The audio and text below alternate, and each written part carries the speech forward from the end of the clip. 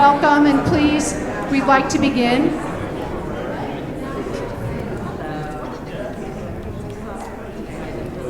Hi, everyone.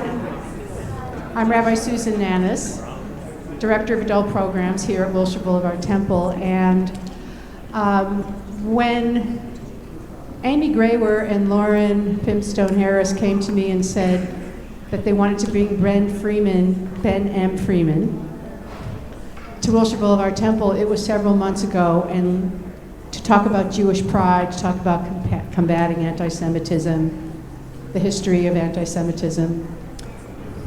Little did we know how relevant, sadly, this topic would be tonight, based on what's been going on in our country, all over our country, on social media. I just heard that the Holocaust Museum LA was bombarded with trolling yesterday. I just read that in Wellesley University, their student newspaper listed the Jewish owners of stores in town and said they should be boycotted because they probably are anti-Palestinian, not knowing one way or the other, just lumping it all together. It's quite upsetting, and we're very fortunate to have someone to talk about a psychological way and another way, an educational way and an action way to confront what's going on in our country. We have our moderator, who's a congregant at Wilshire Boulevard Temple, Shirin Yadigar. Can't read with my glasses. She's a mother, journalist, publisher, and TV host. Her magazine, LA Mom Magazine, shares expert advice to help parents live a healthier, more meaningful family life. And before becoming a mother, Shirin received her MA from USC's Annenberg School of Journalism and worked as a researcher and writer at the LA Times and was managing editor of the Beverly Hills Weekly. Another fact about Shirin is that her parents and grandparents, her parents escaped from Iran in the face of terrible anti-Semitism, and she just shared with me that her grandfather was the first Jew to be killed in Iran by a firing squad. So she is well aware of the consequences and the impact of anti-Semitism, of Jewish hatred. And she will be in conversation with Ben M. Freeman, who is a Jewish leader, a Jewish thinker, and a Jewish educator. He is the founder of the modern Jewish Pride movement. He is the author of Jewish Pride, Rebuilding a People and Reclaiming Our Story, The Pursuit of Jewish Pride.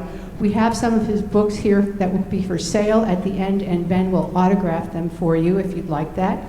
He is an internationally renowned gay Jewish author and educator focusing on Jewish identity and historical and contemporary Jew hatred. He's been a Holocaust scholar for over 15 years, and he came to prominence.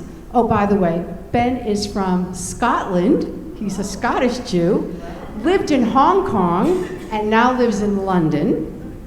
And so he came to prominence during the Corbyn Labour Jew hate crisis in London, in England, and quickly became one of his generation's leading Jewish thinkers and voices against anti-Jewish racism. Please welcome Shirin and Ben.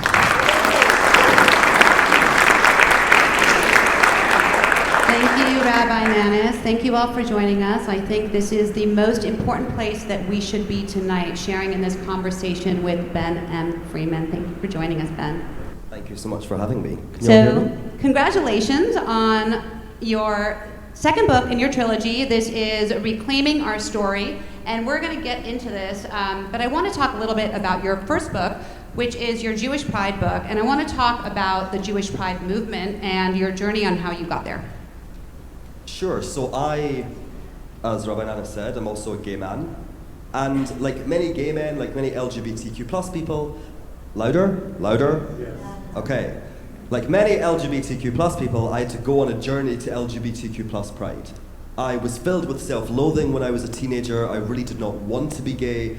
I really struggled with my identity. And I remember during a particular bout of ill mental health, I had this realization. And it was that I had done nothing wrong. And I was being punished for a crime I hadn't committed. I was being made to feel less than, I was being made to feel inferior, I was being made to have no self-esteem, and I had done nothing wrong. And that realization set me on the path to pride. Now, with regards to my Jewish identity, I've always been a proud Jew. The Scottish Jewish community is very small, but very mighty. We all lived in Glasgow, the city where I was born. There was 5 Jewish families in my street, and only 5,000 Jews in the whole of the country. So lots of Jews concentrated in one area. And we had to work very hard to be Jewish. It wasn't like in LA, you know, when my friends are driving me around and I'm seeing Jewish stores and centers and synagogues, it's kind of crazy to me. I remember when the Jewish butcher closed in Glasgow, the only Jewish butcher. We don't have a Jewish butcher anymore. But my Jewish identity was tested when I went to university. So I studied politics at the University of Glasgow, and it was incredibly left. And this was a long time ago. This was over 15 years ago. And this was a problem even then. And every day I was shamed. I was really being abused by my peers and my professors. And my professors allowed people to say the most horrendous things to me. And that made me kind of have a little bit of difficulty with my identity. But really what brought me to the Jewish Pride movement was Corbyn. So I don't know if any of you are aware, but Jeremy Corbyn was the leader of the Labour Party. He was Her Majesty's most loyal opposition. Ben, I'm sorry. Even louder? Yes. Okay. Corbyn. So Jeremy Corbyn, is that better? No? That? Okay, I need to like kiss the microphone. That's better? Oh, wow. Yeah, I'll move it back. So Jeremy Corbyn was the leader of the Labour Party. He was on track to becoming Prime Minister. And he is a racist. He hates Jewish people. And he and his acolytes actively targeted us. This crisis went on for years. And at the 2018, well into the crisis, at the 2018 Labour conference, they handed out Palestinian flags.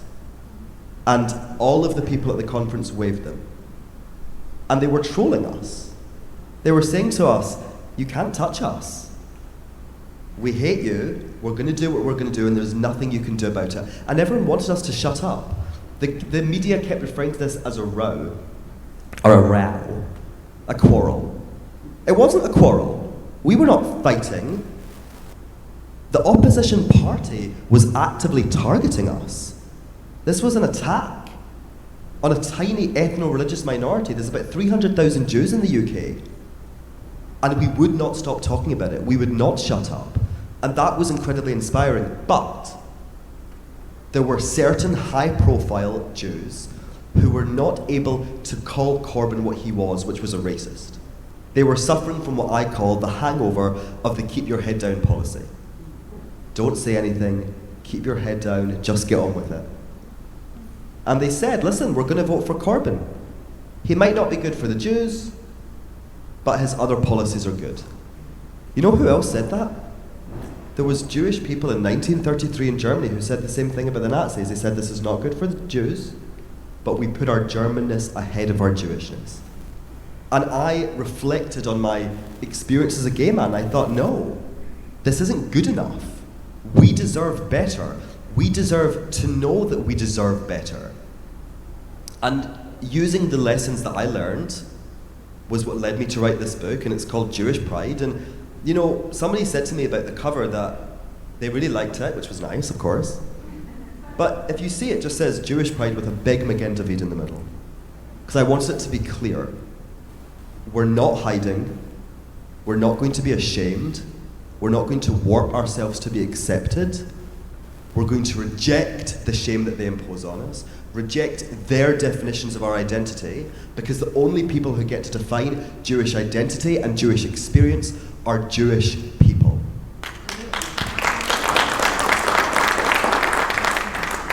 So I want to move on to your second book. It's a really powerful and honest account of how you admit to diminishing your own Jewishness because you were in a relationship with a Jew hater. Yeah, my first boyfriend is a racist. And as I said, I had a lot of trauma with regards to my identity as a gay man. I was very desperate to be in a relationship. And I met this slightly older guy, and he was a poet, so it was very romantic. And, we fell in love, and we had this relationship, and then he started making comments about Israel, because my siblings live there. My brother lived in Israel, and at the time he was serving in the IDF. My sister lives there. Closer, even closer? My goodness. Okay, this feels like a bit intimate. So my family were very Zionist, very deeply connected to Israel. And as time went on, my then boyfriend began to say stuff to me like, I don't think we could ever get married, which is not the thing you want to hear your partner say, in all honesty. And I was like, why? And he was like, well, I don't want to be connected to Israel. He then moved to China after we broke up. This was about Jews. It wasn't about perceived human rights abuses. It wasn't about perceived occupation. This was about Jews. And then actually, years later, I had to block him on social media because he would hound me. And he would talk about Corbyn, and he'd say, you got the Tories, the Conservative Party, elected because you didn't want Labour, because the Jews don't want Labour, because he'll raise the taxes, because he won't criticise Israel, or he will criticise Israel. It was outrageous, and I accepted it. I wrote this book, Jewish Pride, and I was in a relationship with someone who hated Jews. So I diminished my Jewishness. I would say I'm Jewish, but. I'm Zionist, but. What does that mean? I was trying to be a good Jew. I wanted people around me, the non-Jewish world around me, to say, okay, you're Jewish, but we'll still accept you. We get you. You're just like us. And what I had to understand is actually, I'm not just like them. We can be friends. I can live in the UK and I can be British and it's great. But I'm a Jew. I'm a British Jew. There's a reason there's a hyphenated identity there. But I didn't want to be a British Jew. I wanted to be a British guy who, happened to be Jewish and it's a wee bit quirky and whatever else. No. And now I reject that. Let's talk a little bit more about internalized anti-Jewishness. We're in a room with who I think would all say they're proud American Jews. With a show of hands, can you show me if you feel proud to be Jewish? So I think it's almost unanimous that we're all proud to be Jewish. But how many parents in here feel comfortable with their children walking out of the house right now with a Magen David? Who feels comfortable? Not so many. Less. Not so many. So is this a global Jewish problem, this internalized feeling? Is it a European Jewish problem? It is certainly a global Jewish problem, and I think it's actually a pandemic. And in the first book, I talk about this phenomenon called internalized anti-Jewishness. And you might have heard of it referred to as self-hate. And that's a term that I reject for a variety of reasons, but it's ultimately the same thing. And I have in this book, a chapter about it, and it's the most extreme examples, the anti-Zionist Jews. In the UK, we call them Asa Jews, who say, well, as a Jew, I think Corbyn's okay. But I did hundreds of speaking engagements to promote this book. And in every single one, people were asking about that chapter. And then people messaged me on social media, because I'm on Instagram and Twitter, at Ben M. Freeman, for those of you who have social media. And people were messaging me saying, hey, your book helped me deal with my internalized anti-Jewishness. And this is from people who were identifying as proud Jews. So it kind of got me thinking, this is more than just the anti-Zionist Jews. This is a bigger problem. And then again, I reflected on my own experience. I had it when I said, I'm Jewish, but. I'm Zionist, but. Wanting to be a good Jew, wanting to be a palatable Jew.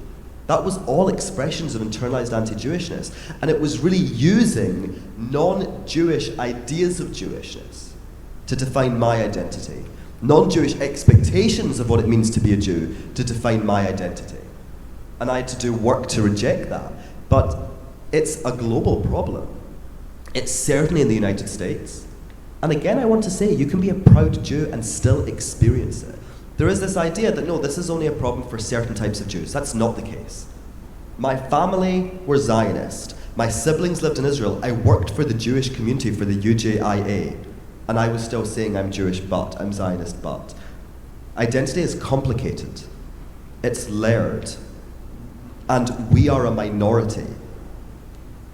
And when you are a minoritized community, there is a power dynamic, and we're often receiving messages from the world around us.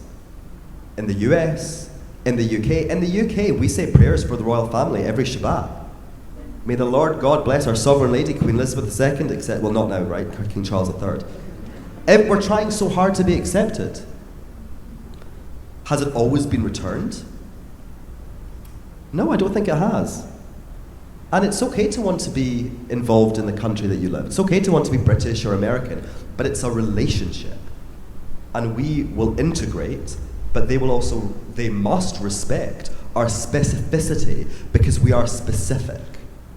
We are an ancient civilization whose contemporaries were the Babylonians and the Romans and the ancient Egyptians and the ancient Greeks. And we have to honor that. You talk a lot about Zionism. I think this is so important to talk about. Zionism was a response to Jew hatred, but the word now is really thrown around by politicians and musicians, and it's all over social media as something negative. Can you define Zionism for us and talk to us, especially now that we have a lot of teenagers in this room, about how we can feel proud about being Zionist today? Absolutely. So Zionism is a Jewish concept created by Jews, for Jews, and rooted in thousands of years of Jewish history. Modern political Zionism, that as you say was born out of a response to Jew hatred, came about in the 19th century. And modern political Zionism is the movement of self-determination to return the Jews to their indigenous land, the land of Israel. We are an indigenous people. That is our land. Our history was interrupted, and we were expelled through ethnic cleansing and genocide. And the word Zionism has been stolen from us. It has been bastardized into something else. It is a Jewish concept created by Jews, for Jews, rooted in Jewishness. When we say L'Shana Haba'ah B'Yerushalayim, next year in Jerusalem, that is a Zionist declaration. When the Jews sat in Babylon and said, we're weeping when we remember Zion, that is a Zionist declaration. And that was 2,500 years ago. And we must not allow the world around us to steal that from us. Because you actually cannot separate Jewishness from Israel. You cannot. We can have discussions about policy, we can have discussions about what a modern state would look like, but the right of the Jews to have self-determination in their indigenous land is something we were yearning for millennia. And you cannot separate it. And we must not allow the world around us to steal and redefine our concepts. That is a humiliation. And we will not endure it. But how do you handle it? You are a gay Jewish man. You deal with diversity, equity, and inclusion. It's what you do. You walk into spaces that are LGBTQ+ as a Jew, and then what happens?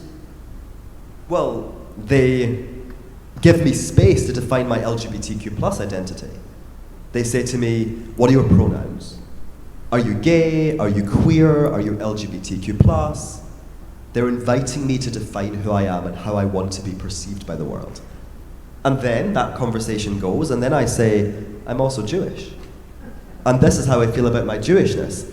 And I say, in the box on the census, you know, the box that asks you your identity, I don't tick white.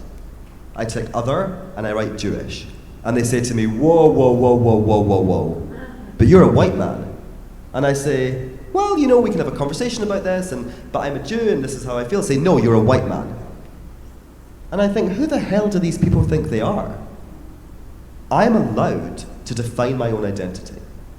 And whether the people in this room would tick the white box or not, I kind of don't really care, to be honest. It's not my business. But we have to be defining our own identities. And that is something we see in the LGBTQ+ community and in the wider progressive community, that Jews are being denied that right. And it is our right. And what makes it more infuriating is the same rights are being given to other people. I'm a gay man and I'm a Jew. And when I talk about my sexual orientation, they invite me to define it. And when I talk about my Jewishness, they tell me what I am. And it is disgusting. I feel that a lot of times you'll walk into a space and it's okay to be Jewish, but it's not okay to love Israel and call Israel your homeland. So how do you handle that? Well, I reject it. and I reject notions of good Jews and bad Jews. There are no good Jews and bad Jews. They are categorizations created by the world around us.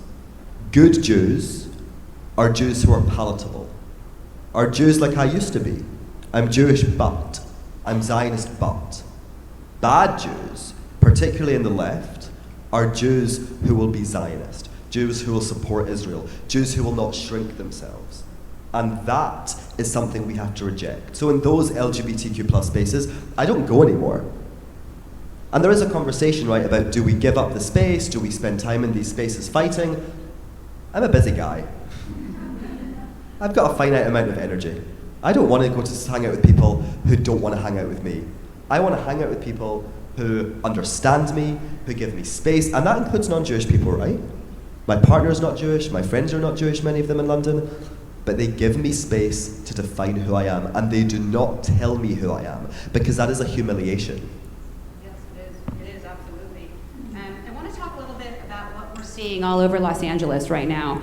On October 11th, Kanye, who has 18 million Instagram followers and over 31 million Twitter followers, more followers than there are Jews in the world, tweeted, "I'm going DEath Con on Jewish people." On October 23rd, a white supremacist group hung banners on the 405 freeway saying, "Kanye is right about the Jews," and "honk if you agree."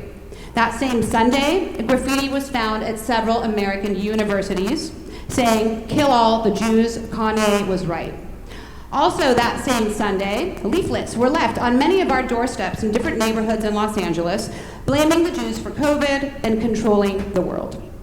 You write in your book that history has shown us that we cannot make the non-Jewish world accept us, but then how do we respond to it?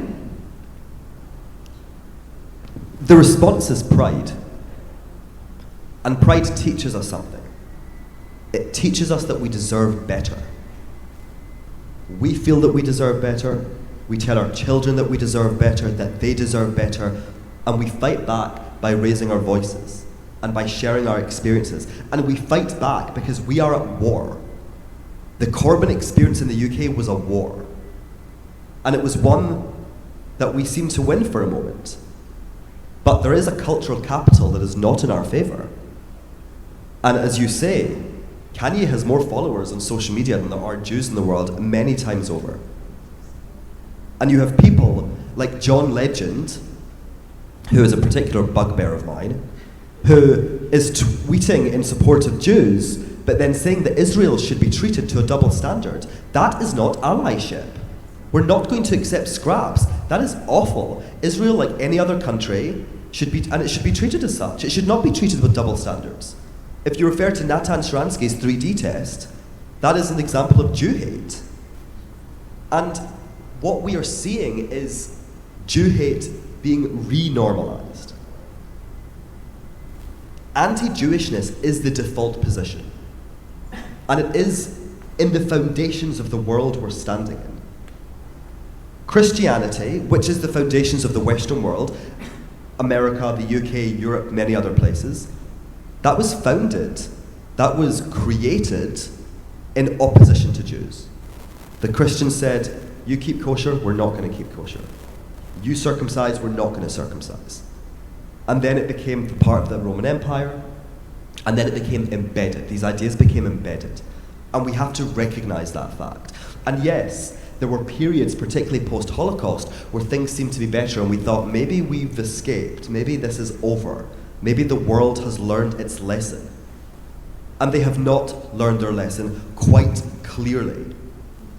And we should not trust them. And that is not me saying we shouldn't, that is not me saying we should not live here. We should not live in Britain. We can live in these societies. But there is a phrase that's screw me badly once, shame on you. Screw me badly twice, shame on me. We need to wake up. Why are we trusting people in a world that does not give us a reason to trust? This is Los Angeles. This is the United States. When I grew up, we watched An American Tale. And I remember very clearly there are no cats in America and the streets are paved with cheese. I'm not singing it. Maybe later we can have a sing-along. And I understood what they were talking about as a child in Glasgow. Oh, America. America's the place where there was no cats. It was never true. It was a myth we were all sold. And yes, there was a period. I mean, we're in Los Angeles with all these amazing Jewish places. There was a period when it was easier. But it's returned to its default position. And we have to recognize that fact. Because that is the reality of the world we're living in. And we have to prepare our children. And we have to understand why Kanye West is saying what he is saying. Because this is bigger than Kanye. This is bigger than the signs on the 405 freeway. There is a thread running throughout thousands of years of history. The pogroms are part of it. The Farhud is part of it. Kanye is part of it. And we have to wake up and understand what is happening to us. And I don't like to be the bearer of bad news, but we are at war. And we have to arm ourselves with knowledge and with pride and understand what they say about us is wrong. You say we're at war and we need to arm ourselves. How do we do it? I mean, we're in a Jewish synagogue. We're educating students as best that we can. We have Shabbat dinners. We gather. What else can we be doing as a society to arm ourselves, to prepare ourselves? Well, I think having conversations like this, thank you, Rabbi, it's really important. We have to have frank and honest conversations where we feel safe to ask the questions and to say the things that we're thinking. Because we move through the world, we navigate the world, and we're trying to understand, okay, how are we going to do this? How are we going to fit in here? What can I say? What can't I say? Particularly with regards to Israel. It affects our social lives. It affects our professional lives. It affects every aspect of our lives. And we have to educate. And we have to educate beyond the biblical stories. We have to understand where we came from.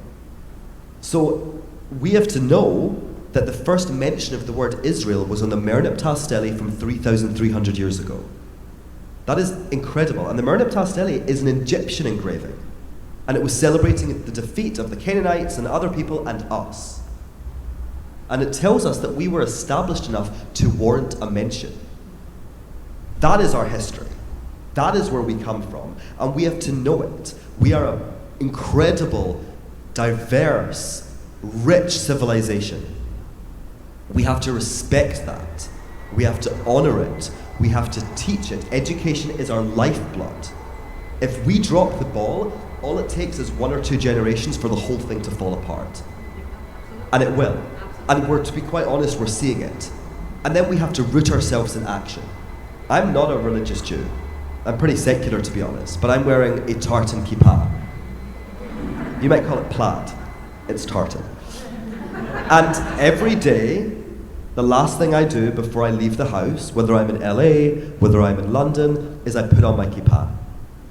And the reason I do that is because for thousands of years, we were marked as Jews. They put signs of our Jewishness onto us to humiliate us, to segregate us.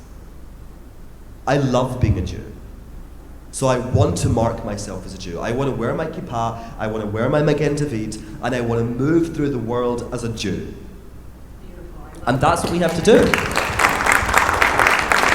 how we should all feel. That's how we should all feel, because there's so much to be proud of. How many Nobel Peace Prize, what have we contributed to the world as Jews? Yeah. And I'm looking out at all of you young people in this room to make you realize how important it is to know where you come from and to have your feet rooted in this, to feel proud, to walk out and to wear your kippah and your Magen David, to say, I am a Jew, I am proud of all the great things that we're doing for civilization. Absolutely. And we are here in 2022. I'm from Scotland. Many of you are American. And we have come together to talk about our Jewishness. 2,000 years after we were expelled? 80 so years after the Shoah? After hundreds of years after the Spanish Inquisition? And we're still here. And not only have we survived, which is miraculous enough, but we have thrived. Look at the incredible cultures we've created. Ashkenazi culture, Mizrahi culture, Bet Israel, Sephardic, all of these incredible cultures. They're an expression of our undying commitment to Jewishness. And they were the people who came before us, and they've handed us the baton. Because Jewishness does not belong to any of us. We are caretakers of it for future generations. We do the work. We take care of it. We make them proud Jews. And then we hand over to them, and they go forward. That is what we have to do.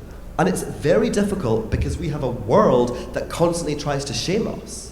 And we just say, no, we're not tolerating it, we're not accepting it, and we will not see our Jewishness as a source of shame. It is something we are deeply proud of. So when people gaslight us, we saw it with Candace Owens. I mean, she recently came out and said, whoever believes Kanye is anti-Semitic is crazy, right? That's gaslighting. And we see it all the time. So how do we respond to that? How do we stand strong against that? In person, on social media, what do we say to that? We have to honor our instincts. You know, when I speak to my non-Jewish friends and I say, oh, that person just looked at my Magen David, and they were like, was it good or was it bad? And even if they just glance, you kind of know. And I was like, yeah, it was bad. Or that person was like, wow, I love your tartan kippah. You know, you can tell. You can tell when someone is being positive or someone's being negative. Trust your instincts. Because we're being gaslit. This is an emotional manipulation, and it's purposefully happening. This is not something that's just happening by accident. The wider world is manipulating the situation. The New York Times is constantly talking about the great chasm in the Jewish community. Anti-Zionism is growing in the Jewish community, and we need to be aware of that. But the vast majority of Jews are still Zionist. It is not a chasm. They need to relax. Qatar is funding universities. Yale University is the worst offender. Hundreds of millions of dollars are being given, and those universities are 64 times more likely to be unsafe for Jews. This is purposeful manipulation. And we have to trust our instincts, we have to trust our self-perception, and ultimately we have to reject the feeling that we want their acceptance. I want to be a British person, I'm happy to be in Britain. I cried when the Queen died like everyone else, it was like mandatory obviously. But I'm a Jew. And I'm not going to warp my Jewishness, change my Jewishness to be accepted. And I will not allow them to gaslight me into doubting myself. When people say horrendous things to us, like well, you know, Israel's an apartheid state. Israel's a colonial entity. They are lies. It's anti-Jewish lies that were, again, purposely spread by the Soviet Union. Purposeful manipulation. And we have to reject it. And that is how we deal. And in this second book, Reclaiming Our Story, I talk about Jewish anchors. We have to root ourselves into our Jewishness with action, with education, because there is a hurricane around us. And we have to be grounded into our Jewishness so that we are standing strong regardless of what is happening around us. Because we will work to fight it, we'll work with non-Jewish allies to fight Jew hatred, but it is a non-Jewish problem.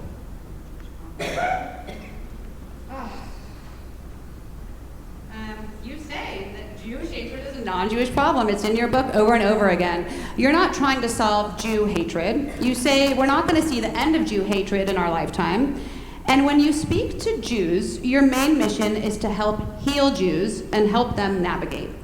So what's your biggest advice you want to leave us with tonight on how we can heal and how we can navigate in this world of Jewish hate? I mean, it sounds cliched, but it's pride. And I think that within pride, there's practical components.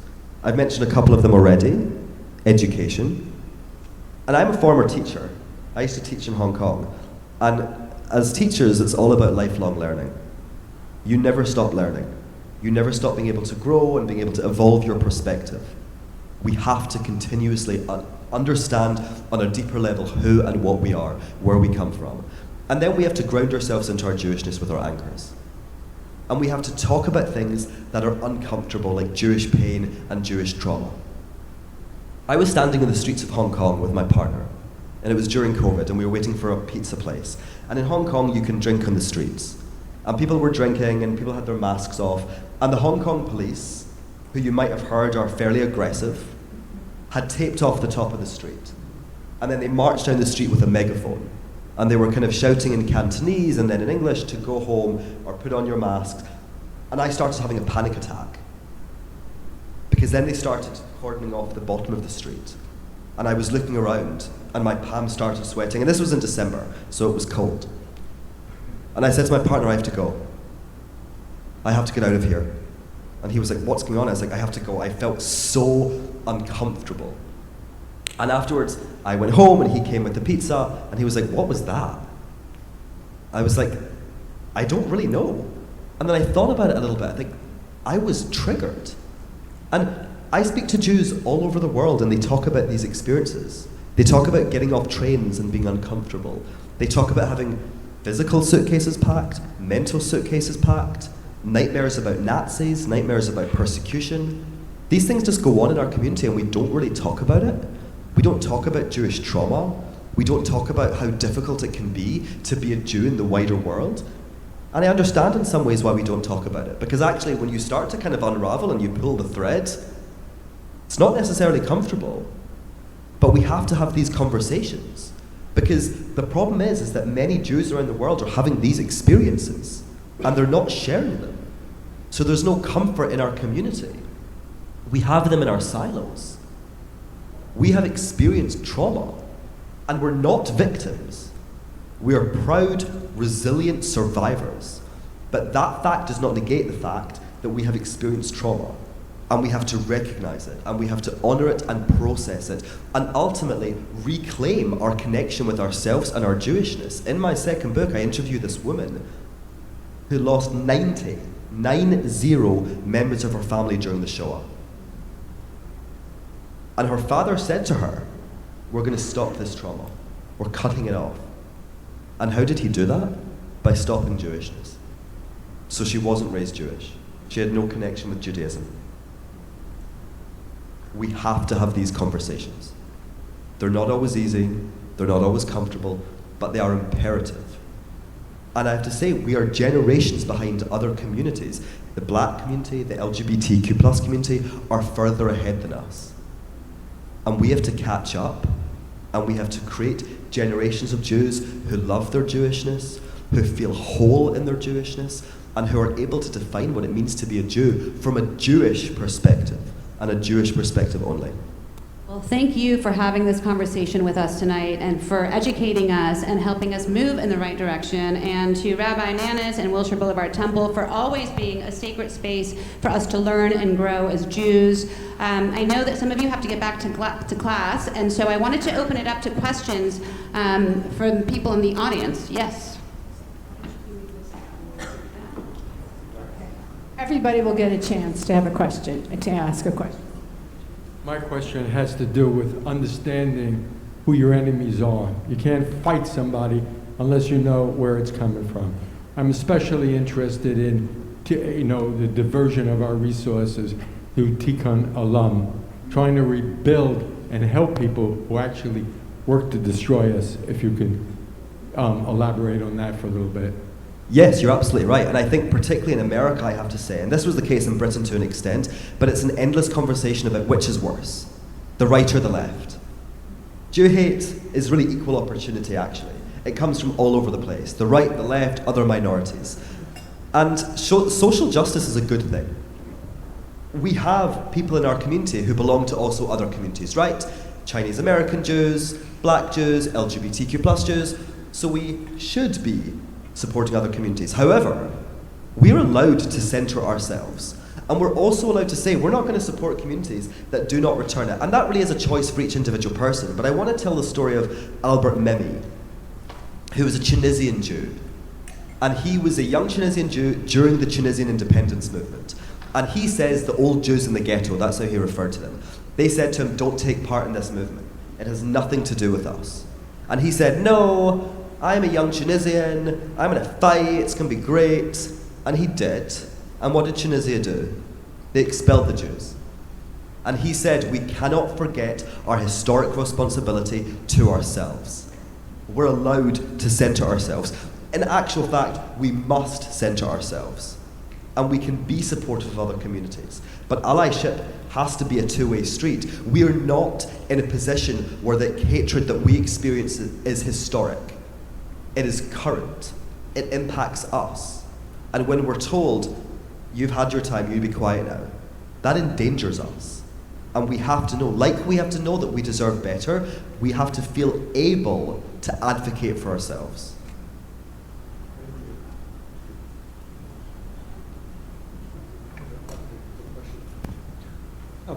How do you explain thousands of years of anti-Semitism? Is that rational, or how would you address the reasons for that? It's such a good question, and it's such an important question. It is not rational by any stretch of the imagination, but there is an explanation.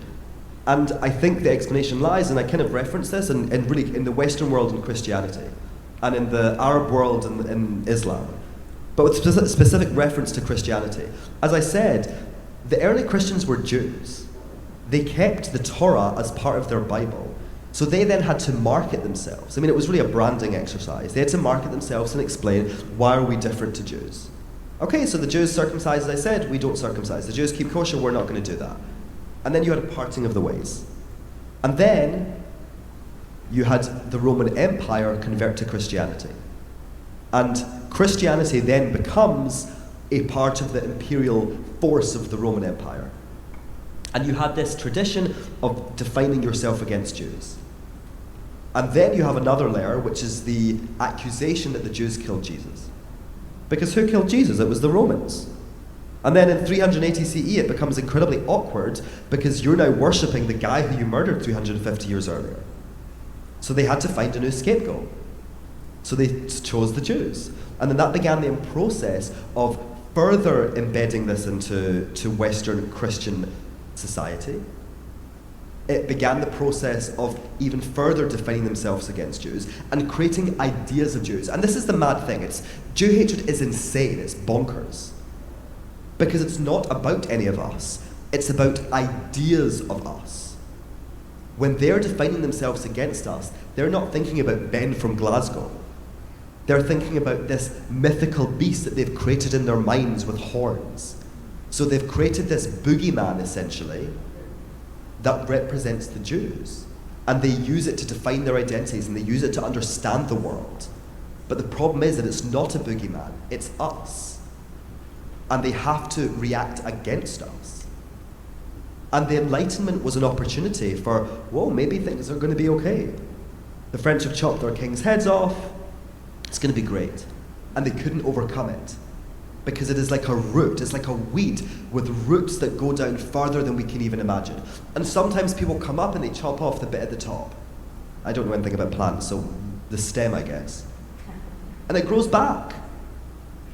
Because it is in the world we're standing in.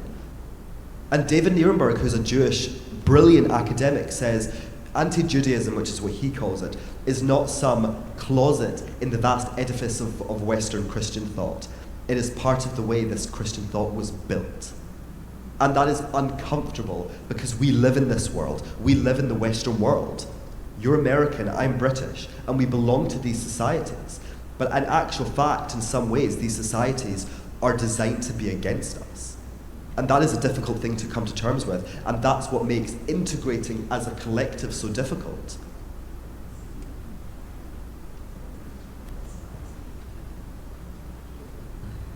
Hi, thank you so much for your talk tonight. It's fantastic. I was curious to know what specific words can we say to people if they say anti-Jewish things to us, anti-Israel things. You know, I a lot of times I think to myself, how would I respond? Would I say, well, you have an iPhone, you know, Jews created the chip. Or do you use Waze? You know, Israel created that. I mean, just like certain specific things that are helpful in their lives. And then I talk about, you know, I think to myself, would I talk about, you know, gay people in the Middle East? What country is, you know, protects them? Yep. Israel's the only one. So what do you think? What are specific things you can say? I think those are all really good examples, but I kind of go a little bit further back and I simply say, do you think you know more about this than me? Do you think you know more about this than me? That is what I say to people. I'm a Jew. Do you think you know more about this than me? I'm a Jew. This is my experience. My family live in Israel. My family fled pogroms. Does Joe Bloggs from London think he knows more about this than me? We have to stop debating with people who do not engage in good faith. Part of pride is having boundaries. I will not debate whether the Holocaust happened. I will not debate whether anti-Zionism is a form of Jew hate. And I will not debate whether the Jews are indigenous to the land of Israel, because that would be a humiliation. And I think that is what we have to say. We will explain. We will invite clarifying questions if you don't understand, but we will not debate who and what we are, because they do not understand it. And when you say to them, do you think you know more about this than me? They're obviously taken back because non-Jewish people are not used to such chutzpah. And they don't know what to say. And they're like, I'm like, yeah, exactly. And if you want to know, please ask a clarifying question. But you have to ask it politely, you have to ask it in good faith, and you have to understand that when my non-Jewish, if I say to them, when you talk about Israel, you're talking about something on the news. This is my life. This is my survival. This is my home. This is where my family lives. So I say, if you're going to engage in it, you better be respectful. And I think that what I found is, some people don't like that, obviously. But some people are like, okay, I understand. And whether they understand or not, we're not going to debate. We invite clarifying questions, but we're not debating our existence. And I think the reality is that when we start talking, and listen, what you said, Cherie, we have contributed an unbelievable amount of things to civilization. But they don't care, because we're the boogeyman. So we have to just say, we're not engaging in this debate. We're not having this. Please ask politely. And just say, nope. I think also Ben is saying we're not going to apologize or make excuses for ourselves. We don't have to. We don't have to. I just want to go on this side, and I'll come back to in the back here.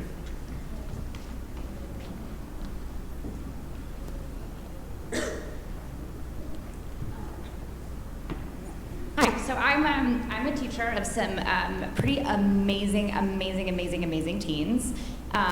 They're all right here. And so I'd like to ask, what advice do you have for this group of teens who are creating their identity as they are looking at universities and experiencing the world through social media with Bella Hadid and Kanye and all these kind of anti-Semitic figures being spread around and in their culture. So what advice do you have for them as they kind of define themselves as Jews? I would say root yourself into your Jewishness. Prioritize your Jewishness. Define yourself as Jews. It doesn't need to be as just Jews, but defining yourself as Jews means that that is how you move through the world, and that is how you consider the world. So when you choose the colleges you go to, think carefully about whether this college is going to be a place where you can be happy, where you can thrive, where you'll be safe. And if it's a college like Harvard or Berkeley, let's call them out, or like Yale, then you're allowed to say, no. Not only do you not get my money, but you don't get my brilliance. We have talent. Why would we give it to these people? And I think that's it. We're seeing Jews all over the world put the words proud Jew into their social media bios. So on social media, you have to write a little explanation of yourself. And people are writing proud Jew. And that is how they are declaring themselves to the world. This is who I am. We will not apologize, as you said, Rabbi. We're not going to warp ourselves. This is who I am. And no one gets to tell me any differently about it. And I'm going to prioritize it and center it. Hello.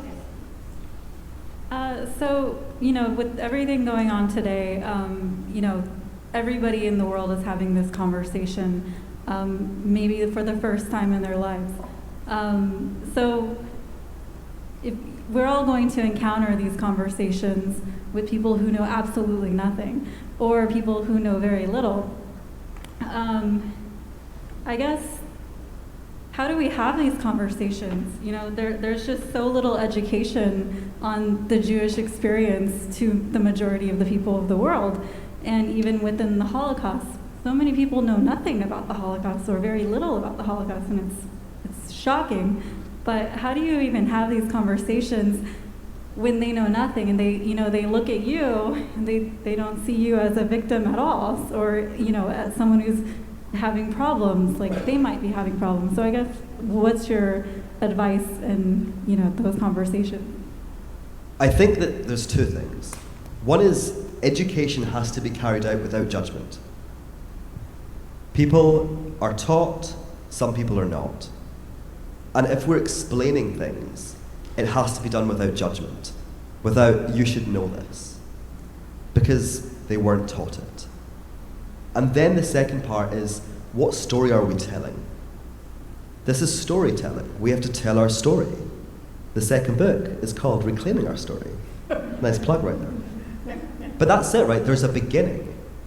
So when people say to me, well, especially in Scotland, I was the first Jew that many people had ever met. And they'd say to me, well, who are the Jews? What are the Jews? And I'd go back to the beginning.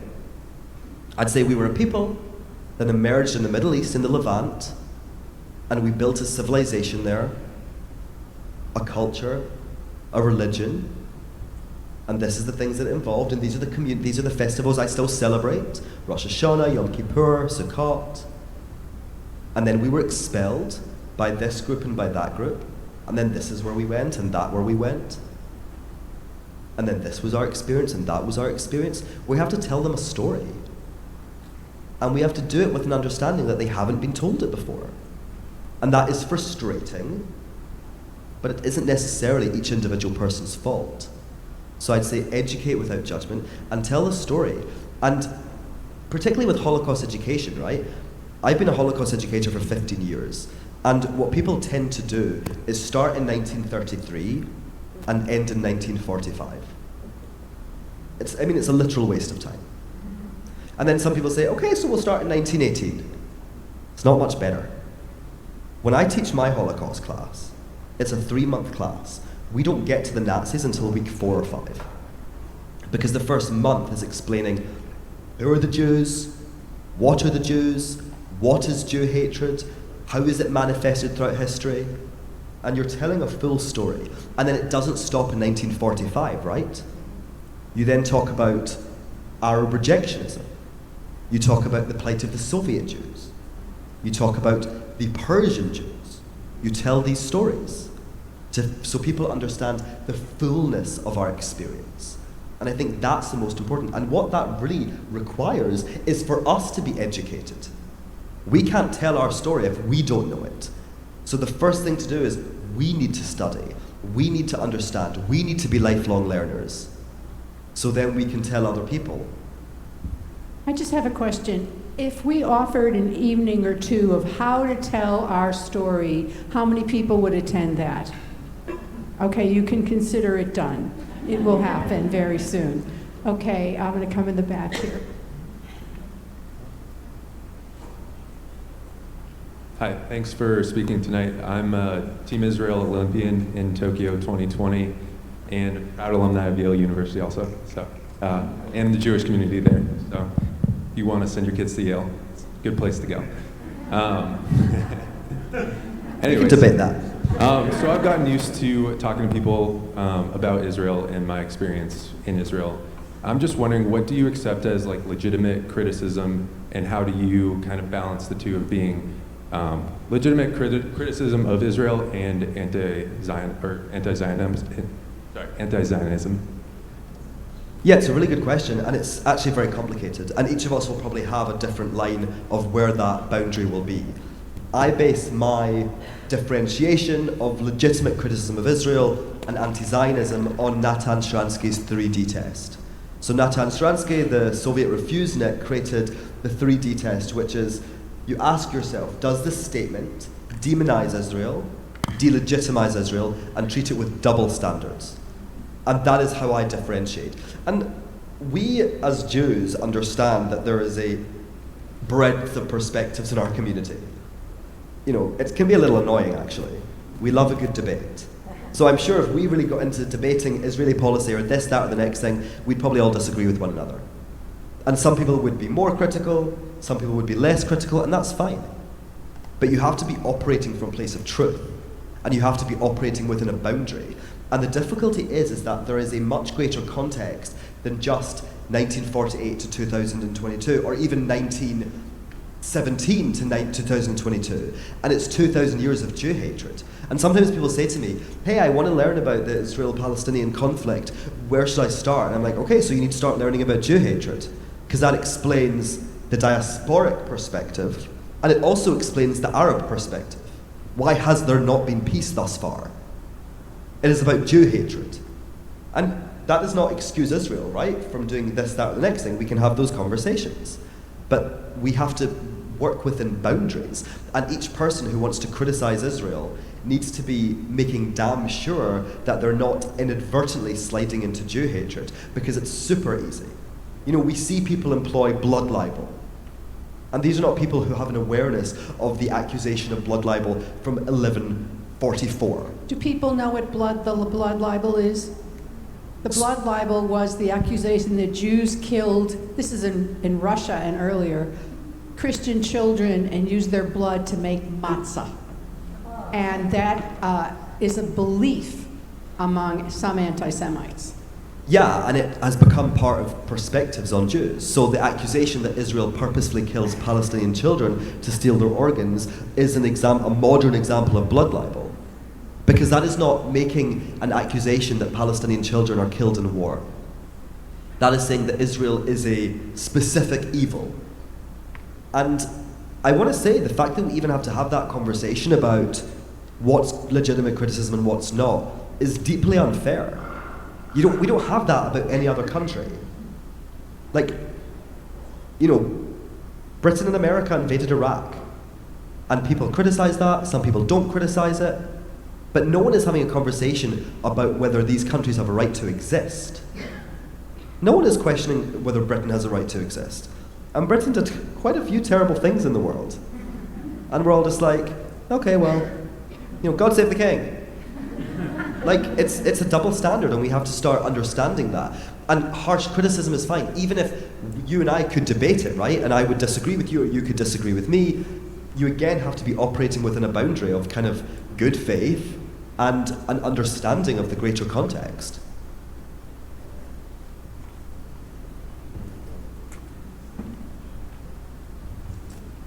I have more of an observation than a question, and I welcome your reaction. And people have talked about our contribution to society, and it seems to me that I as a credit to the Jewish people, but I actually don't think it's a credit in their mind. I think it's a demerit.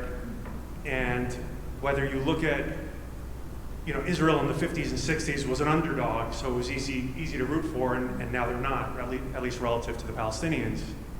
And you talked about allyship. Similarly, you know, our success counts against us. It's sort of this annoying seeming exception.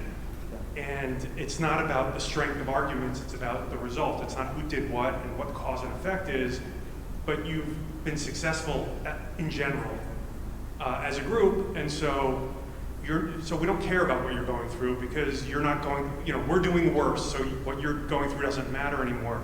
Israel's stronger than the Palestinians, it doesn't matter who or why, it's just, you know, people of bad faith, you're not going to get through to them, but people even of good faith, they look at it and they think, I'm a very nice charitable person, I see what the Palestinian people, putting aside the politics and the leaders, are going through, and it looks terrible, so I feel bad for them. And so therefore that means they're right. I don't know what to do about it. I'm a bit pessimistic about it, just because it seems like it's not susceptible to convincing anybody. It's just the results are what they are, and that determines the outcome of who's right and who's wrong. Yeah, and I think that, well, number one, internally, we still celebrate those things. Because actually the fact, we had this conversation in the car on the way over, the fact that there is any Jewish wealth is kind of incredible. Like, the fact that there is intergenerational wealth in this community is remarkable. And we don't talk about it. Because people say the Jews are wealthy and powerful. And we don't talk about the fact that 25% of the Nobel Prize winners are Jewish. Because, oh, that proves the conspiracy. So internally we reject it. Because it's a miracle. It is remarkable and it's amazing, and we should be proud of it. And actually we should be a model to other communities. And I think that's how we explain it. That's how I explain it to my friends. My grandfather was brought over from Lithuania as a baby. He was a refugee. And look what our family have built in the UK. Look what we have built, despite our experiences. Look at Israel. Let's remember that Israel was re-established, reborn in 1948, just 3 years after the Shoah ended. It's a miracle. And we have to recontextualize it. And you're right. Those who are acting in bad faith, they have no interest in listening. So what do? We block them. That's a social media reference. And you can block them in real life too. Don't debate with people who don't want to have a conversation with you, who don't respect your right to be a human being and be alive. And for those who are acting in good faith, we recontextualize it and say, I understand the way it looks, let's understand it a bit deeper.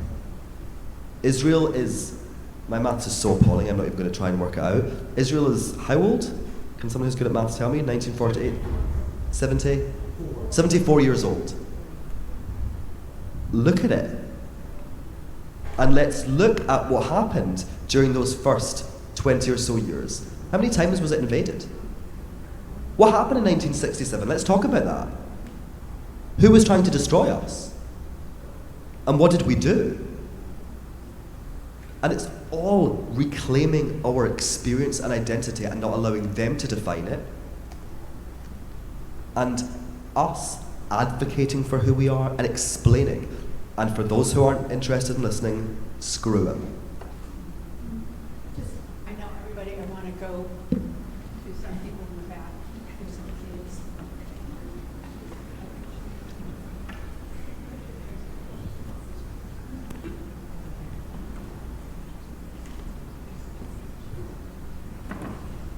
Stand. So you talked a little bit about the nuance. You talked a little bit about the nuances of being a queer Jew and what that means in LGBTQ plus spaces and the hostility towards Jews in those spaces. But no matter the religiousness of Jewish spaces, there can sometimes be hostility towards queer people. So how do we, as queer Jews, reconcile and be proud of our queer identity inside Jewish spaces?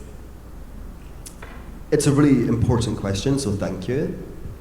We as a community have a responsibility to all Jews. To Jews who have intersection identities, black Jews, Asian Jews, and that includes LGBTQ plus Jews. We have a responsibility as a community to these people. Why? Because they are Jews. And whatever your thoughts about LGBTQ plus identities is kind of irrelevant. These people are Jews. And we have to do better at making our spaces inclusive for all Jews. And Jewish pride is not to say that we're perfect. We have our own issues to deal with. And what's the most annoying thing about these bloody people who keep trying to kill us is that they stop us from having important conversations of our own. We have important conversations to be had in our community. And we're not here having that conversation because of Kanye West. So we need to do better. And the reality is, like they said, we're here, we're queer, get used to it. We just need to take up our space. I wear a kippah every day, and I have a tartan kippah, and the other kippah I have with me is a black kippah with a rainbow Magen David. I'm going to a high school, Jewish high school tomorrow, and I will wear that kippah. And people will see a proud gay Jew. We have to provide role models, we have to do better to create inclusive spaces, but we ourselves have to keep that flame of pride alive within us, because there will be people who reject us. There'll be Jewish people who reject us for being LGBTQ+. There'll be LGBTQ+ people who reject us for being Jewish. But our pride, our sense of self, our sense of identity must be so strong that our flame of self is not put out, I would say. The girl who was sitting next to you, did you have a question? Where do you teach? I'll give you my CV. I don't teach currently. I used to teach in Hong Kong. I lectured at Hong Kong Baptist University and taught at the Harbour School, which was an American international school. And in London, where I live now, I kind of teach freelance. I teach courses online. I'm doing a course with the Institute for the Study of Global Antisemitism Policy about Jewish pride, and I think it will be made available shortly, so look out for that.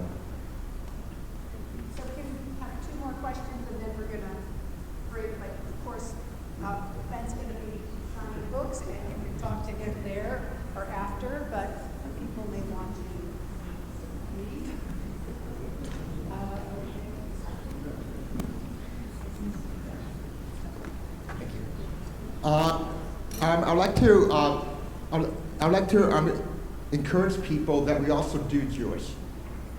In LA, we're so lucky to have Jewish pride and taking a Jewish cooking class. going to a Jewish play, Jewish summer camp. It's really dancing. So, you know, we're talking intellectually and we're responding to anti-Semitism and everything. I'm also encouraging to take the Jewish pride inward. We're so lucky in LA. Hi, Ben. Thanks so much for this talk. My question is for people who work in corporate.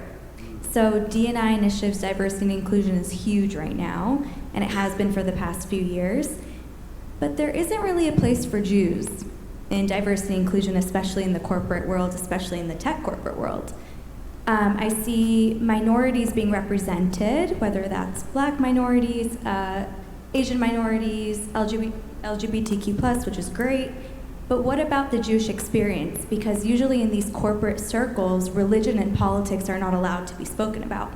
So if they're just dumbing us down to religion, you know, what would be your advice in kind of creating a place for us in that conversation in D&I? I think you're totally right. I think DEI has totally failed us. It is not inherently a bad thing. It's inherently quite a good thing, actually. Just 1 second. Do people know what DEI is?